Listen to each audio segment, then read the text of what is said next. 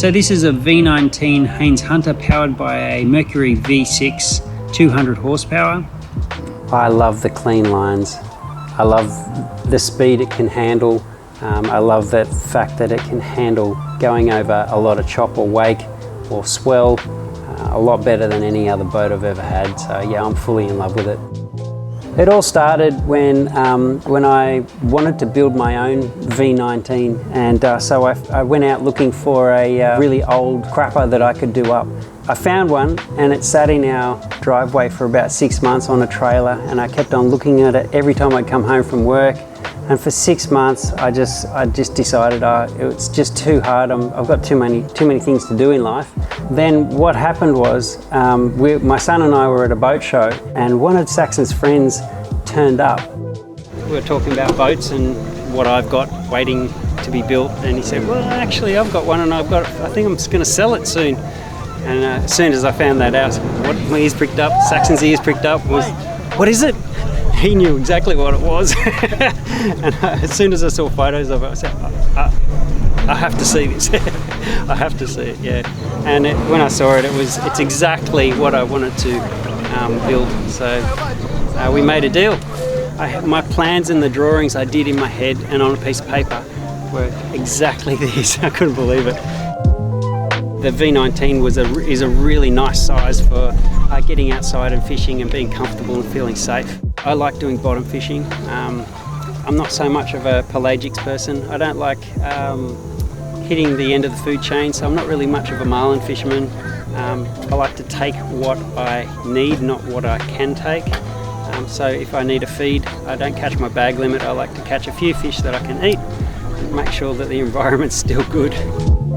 I love a centre console. They can be a little bit wet in the wrong wind, but the ride and the fishability, if you've hooked a fish that's going Burko and going around the boat, you can follow it. You don't have too much trouble. And also, I love the fishing platform up here. If we're inland, we're fishing for flathead, because I like doing all types of fishing. It's just the best boat I could have. So I've had the boat for a bit over a year now. When I bought it, it had a couple of 100 hours on it. I've done 400 hours on it now. The boat rides really well in an oncoming swell, and the faster you go, actually, the better it rides. It really does. And but in a following sea, you got to be a little bit careful. You have to trim it up a little bit so you don't nosedive too easily. And I haven't nosedived yet, but I can see that it's possible that it could happen. It's powered by a 200 horsepower Mercury V6, and the power to weight ratio is absolutely perfect for the boat, and I'm really, really happy with it. It gets to a top speed of 47 knots, which I'm really stoked about. That's without the T-top on, and it's with the fuel tank pretty much empty. When the fuel tank's got about 200 litres in and the T-top is on, it does about 44 knots, full top speed, trimmed right out.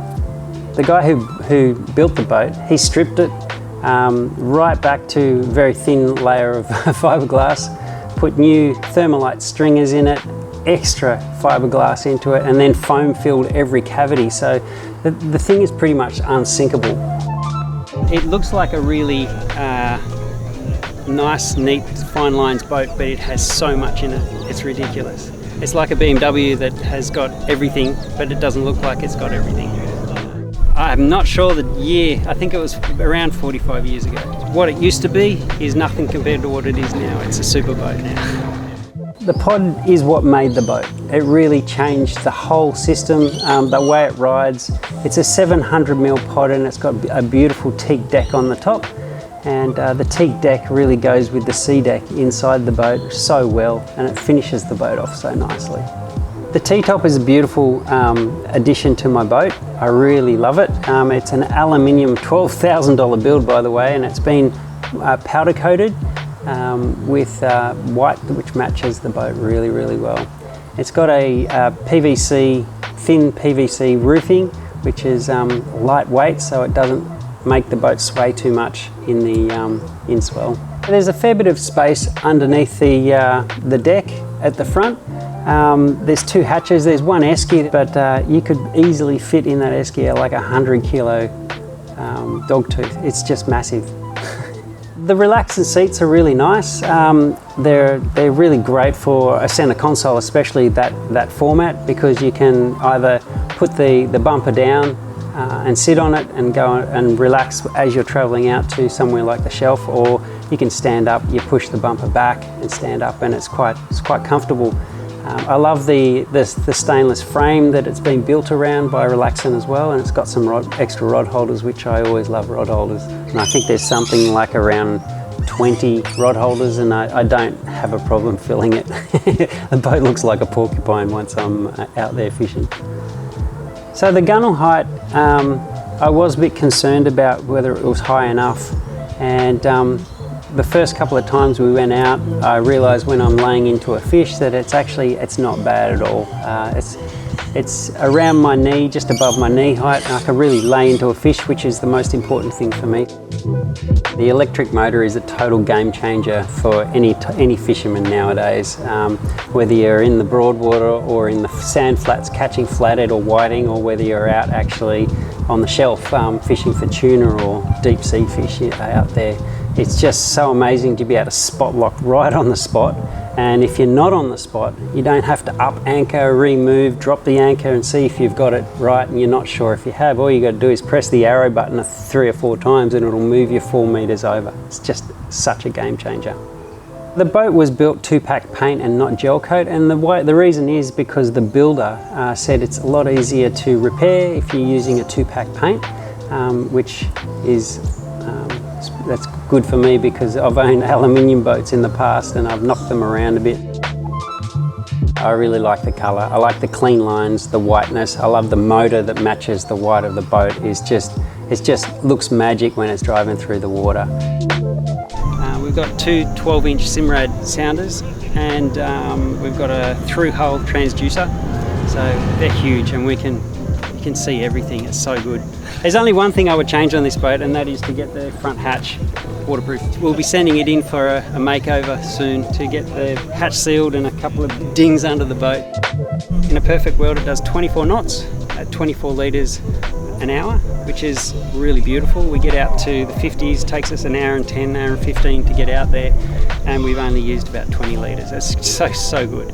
It's not much. And then when we're flat stick, it's topping out at around 76 litres per hour, which is a lot.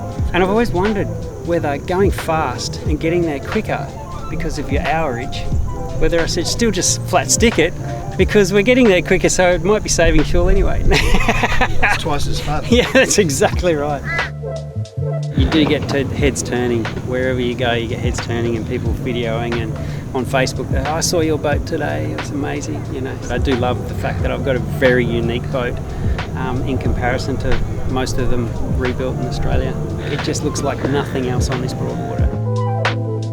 Hoodlum is the name. That's what the previous owner called all his boats. And so I saw him the other day out in the ocean. He radioed me, and so he said, I called him Hoodlum 1 to Hoodlum 2. You don't strike me as a hoodlum, Yeah. Justin. No. There's a twinkle in your eye with the throttle planted on the way over. Yeah, I know. I do like to give it some, especially if there's a jet ski next to me, being smart. Give me some.